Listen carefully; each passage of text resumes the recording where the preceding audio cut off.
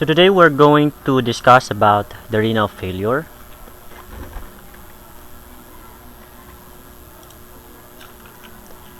Now, renal failure exists in both acute and chronic forms. So we have two categories of renal failure, which is the acute renal failure, or also known as acute kidney injury, or AKI, and chronic renal failure, or also known as chronic kidney disease. Now, renal failure can occur rapidly, that is for acute renal failure, or over time, or progressive, or long term, that is for the chronic renal failure, posing a serious or even life-threatening risk to patient. Now, renal failure requires dialysis or kidney transplant, and that's because renal failure, what happens in the renal failure is that the kidneys are no longer functioning well, or they are no longer doing their work. So in order to get rid of the body of the toxic nitrogenous waste that is produced by our body, we need to remove them through dialysis or kidney transplant. Now, renal failure results when the kidney cannot remove the body's metabolic wastes or perform the regulatory functions. So the metabolic waste accumulate. The metabolic waste they are more on nitrogenous waste, accumulate in the body, and that's what we call uremia. Uremia is the presence of urea in the blood, and in renal failure there is an increased level of urea in the blood, and that's what we call uremia, and that is the condition, and that is because of the impaired renal excretion. So urea, as we all know, urea is a normal metabolic waste that we should remove from our body, because urea is toxic sa ating katawan. So we need to remove this metabolic waste. However, in this condition, renal failure, we cannot remove this nitrogenous waste, and that's what may cause the uremia. Now, renal failure leads to disruption in endocrine and metabolic functions, as well as fluid, electrolyte, and acid-base disturbances. Now, renal failure can affect many organs and many systems in our body, not just in the kidney. That's why we also consider renal failure as a systemic disorder or disease, because it does not only affect the kidneys, but also the adjacent or other organs or systems of our body. And renal failure is all encompassing, so meaning it includes also those previously discussed na mga disorders like glomerular disorders and the tubular disorders. So let's go now to the acute renal failure. So when we think about acute renal failure, we also refer to it as a renal insufficiency. Now, acute renal failure is also called acute kidney injury. That is its current name, or AKI. It is not a diagnosis, so we should not diagnose a patient with acute renal failure. But instead, it is a reversible clinical syndrome which exhibits sudden loss of renal function, and that is determined by decreased glomerular filtration rate. So meaning acute renal failure, we can measure acute renal failure through GFR. Now, acute renal failure develops over days or weeks, that's why it's called acute, and it is usually accompanied by reduction in urine volume, which is oliguria. Now, there are numerous types of causes. There are numerous causes, and we divide it into three. First is the prerenal.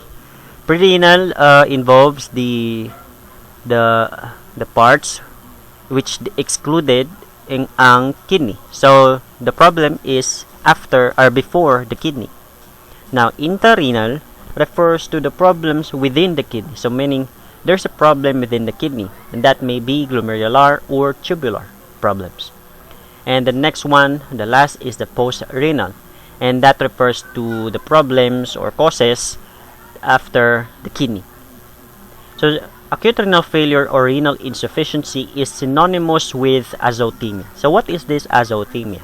Azotemia is a term which refers to an elevation of the BUN or blood urea nitrogen and creatinine levels. So we could expect in an acute renal failure patient expected ang elevation of BUN and creatinine levels because creatinine clearance is decreased in this situation. So the kidney is not able to remove creatinine and also urea from the blood or from the urine. So azotemia, we can have an azotemia without symptoms. So in that situation, we can just run test for BUN and creatinine levels. Now, if there is a symptoms accompanying azotemia, then or symptoms of renal failure are present, not just the lab numbers, the diagnosis shifts to uremia and hemodialysis will be necessary. Now, what does uremia affect? Anong important man in order to diagnose uremia? Because uremia can affect different organs. For example, pericarditis. Now, pericardium is very sensitive to uremia. And what uremia does is that uremia inflames pericardium of the heart, and that will cause pericarditis. Now, the next one is bleeding. And in the presence of urea in the blood, the platelets cannot function well, and that will cause the bleeding. So wala nang magclot ng when there's a bleeding. So the next one is susceptibility to infection. So the patient might be susceptible to any infection because the same as in the bleeding, your cells in the blood cannot function well if there is a urea present in the blood. For example, the RBC or the WBC. Although you have a normal number, normal count of WBCs and RBCs in your blood, however, if there is a presence of urea, then those cells cannot function well. For example, just like the WBCs, they cannot degranulate. If they cannot degranulate, then they cannot protect the patient, or they cannot protect their host from possible infection. So the patient can be susceptible to any infection. Now, for the etiology of acute renal failure, we have three: the pre-renal, the renal or intrarenal or intrinsic, and the post-renal. For the pre-renal, the main problem is there is a decreased blood pressure or cardiac output, and that reduces the GFR, and that will lead to renal injury. And the most common renal injury is that is caused by decreased blood pressure, cardiac output, is the acute tubular necrosis. So the next one is the renal or intrarenal or intrinsic problem or etiology. Ang problem is acute. There is an acute glomerulonephritis, acute tubular necrosis, acute pyelonephritis, and acute interstitial nephritis. So as we can observe, the problem is mainly in the kidney or within the kidney. So it may be glomerular or tubular. So the next one is the post-renal. So in the post-renal, the main problem is particular in the kidney obstruction. So there is a calculi or stones present in the urinary tract, and that may cause the obstruction, and also tumors. So general characteristics of acute renal failure is there is an increased GFR, oliguria, edema, and azotemia. So if the patient present these clinical manifestations, we might suspect that the patient has an acute renal failure. So here is another diagram which illustrates the three etiological causes or etiology of the acute renal failure. So as we can see here, the pre-renal is all about there is a problem in our blood vessels or the cardiovascular. There we have a cardiovascular problems. For example, impaired perfusion that is caused by cardiac failure, sepsis, and blood loss, etc. For the renal, the main problem is within the kidney. So it might be glomerular or tubular. And for the post-renal, there might be a kidney obstruction, for example, caused by a calculi, or even retroperitoneal fibrosis or bladder cancer, and etc. Now let's go to the chronic renal failure. So chronic renal failure is a progressive, long-term, irreversible deterioration in renal function in which the body's ability to maintain metabolic and fluid electrolyte balance fails, resulting in uremia and azotemia. So basically, chronic renal failure is just the same with their features are just the same with acute renal failure. However, ang pinagkaiba lang is from sa kanilang onset. So acute renal failure happens sudden, and in the chronic renal failure it is progressive.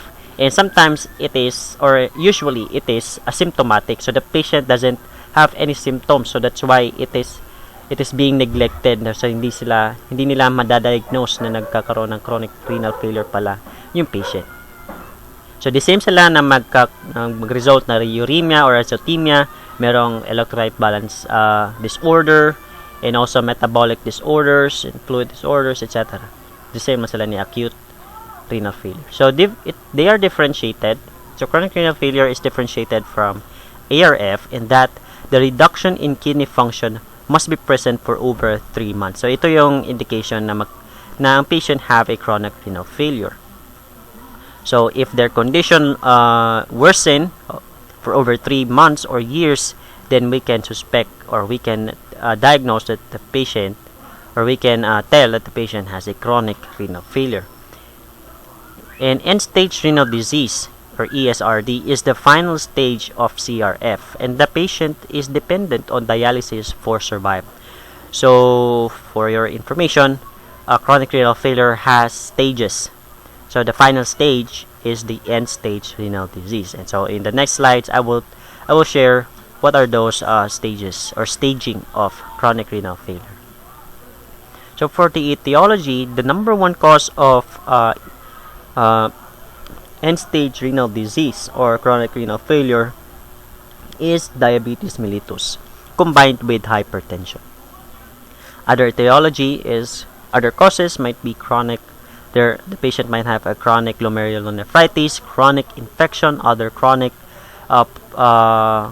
problems, and pyelonephritis, obstruction in urinary tract, if left untreated, vascular disorders such as hypertension, medications, toxic agents such as lead, mercury, and chromium. So we have classification of chronic renal failure by GFR. So the first stage is more likely normal pa lang yung GFR ng patient, or hindi pa significant. So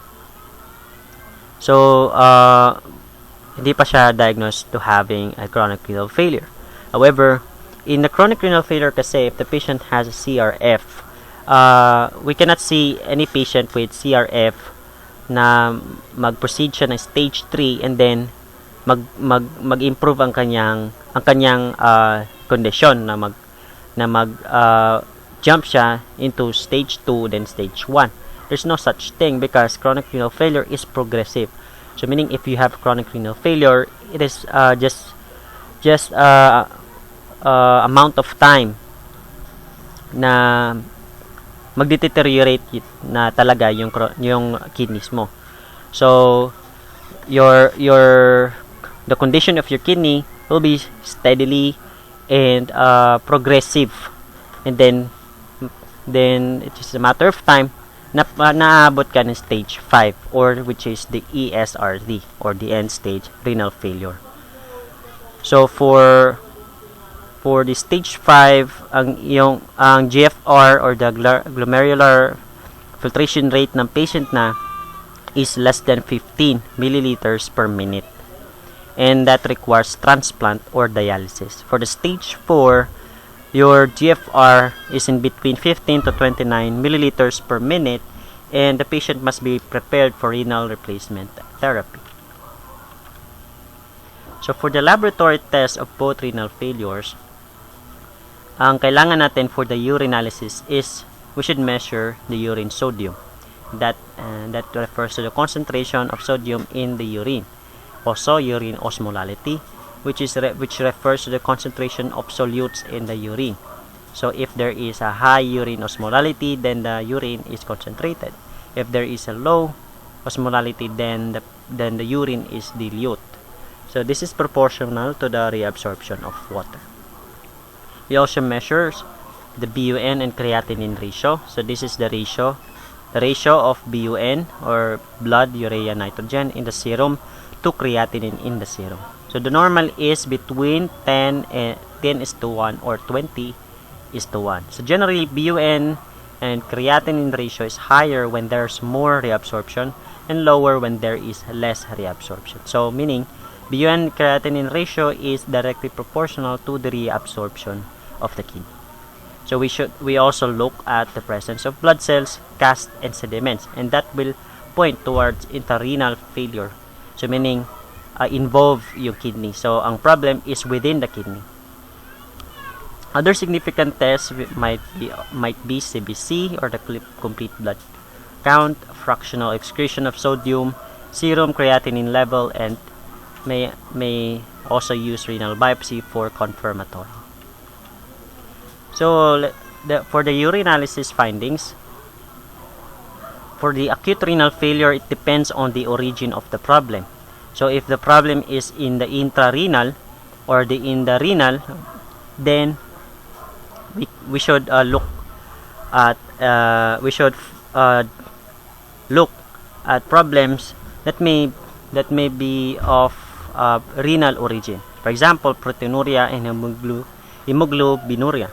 So if there is proteinuria and hemoglobinuria, then we can say that it is of globular disorder origin. So meaning nag-originate siya from glomerular disorder. If there is an RTE, an RT cast, or a WBC, another cast, then we can say that merong inflammation siguro sa tubules ng kidney and even crystals. Other lab findings is expected is there is a decreased urine output or oliguria or oliguric yung urine with inability to vary specific gravity. And the inability to vary specific gravity is also called as isostenuria or yung specific gravity is equals to 1.010.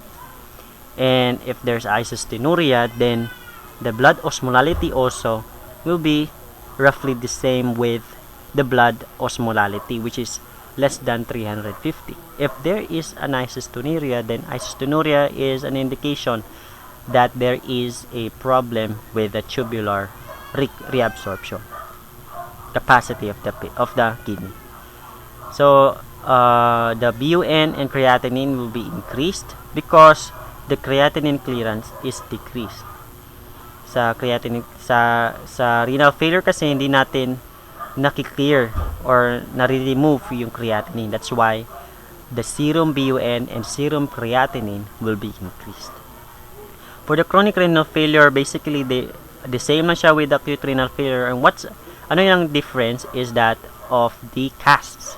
So ang makikita natin sa acute renal failure, the cast will involve the RTE or the renal tubular epithelium and also WBCs. Now for the chronic renal failure, we will see a waxy and broad cast, and this is usually termed as telescope urine sediments. So ito lang yung pinagkaibahan nila, and the rest is the same. For the urine sediments sa acute renal failure ito, so when we see a hyaline cast in the urine sediments, then the etiology is from the pre-renal failure. So sa pre-renal siya nabilong ang etiology. If we see a red cell cast or RBCs, then the etiology will be meron siyang glomerular disorder, glomerular glomerulonephritis, and this is intrinsic or renal failure or intrarenal failure. If we see white cells and white blood cells and eosinophils, then it might be indicative of an acute interstitial nephritis, and this is also an intrinsic renal failure. For the granular cast, if we see granular cast in renal tubular cells, then we might suspect that the patient the origin of the renal failure of the patient will be sa acute tubular necrosis, meaning sa tubular ang problem niya, and this is also intrinsic. So this is a complication of CKD. So kanina I have mentioned that chronic kidney disease is, or the kidney failure or renal failure is all encompassing. So meaning hindi lang kidney yung ina-affect ng renal failure, but also affect other metabolic or regulatory functions of our body. For example, in the chronic kidney disease, impaired yung sodium and water balance natin, or sodium water retention. And if sodium and water retention is impaired, then also the RAAS system will also impaired also. So then there will be in hypertension. The patient might have an impaired hypertension and also increased vascular volume, and that may lead to heart failure. Now, if sa chronic kidney disease then is we have an electrolyte imbalance. For example, is for the potassium imbalance. If there is an imbalance of potassium levels, then the patient might have an hyperkalemia or increased level of potassium in the blood. And also elimination of nitrogenous waste, hindi na-remove ng patient ng kidney yung nitrogenous waste, for example specifically the urea, then the patient might have a uremia, and this may cause pericarditis, and then other complication might follow. For example, sexual dysfunction, neurologic manifestation, because neurotoxic kasi si urea. That's why magkakaroon ng neurologic manifestation yung patient. Gastro-GI manifestation, skin disorder, and impaired immune functions. And also, makakakos ng anemia yung chronic kidney disease, because as we all know, kidney is also involved in RBC production by using erythropoietin. However, in the chronic kidney disease, there is a decreased production of erythropoietin, and that may cause anemia. And also, the red blood cell in your blood in the cases of chronic kidney disease is shorter ang lifespan. So makakaroon ng anemia. So the type of anemia that is common in chronic kidney disease is called normocytic anemia. Meaning normal yung shape. Normal yung shape ng red blood cell mo. However, there is a low or decreased level of RBC. So that is normocytic anemia. And other complications. So that's all. Thank you.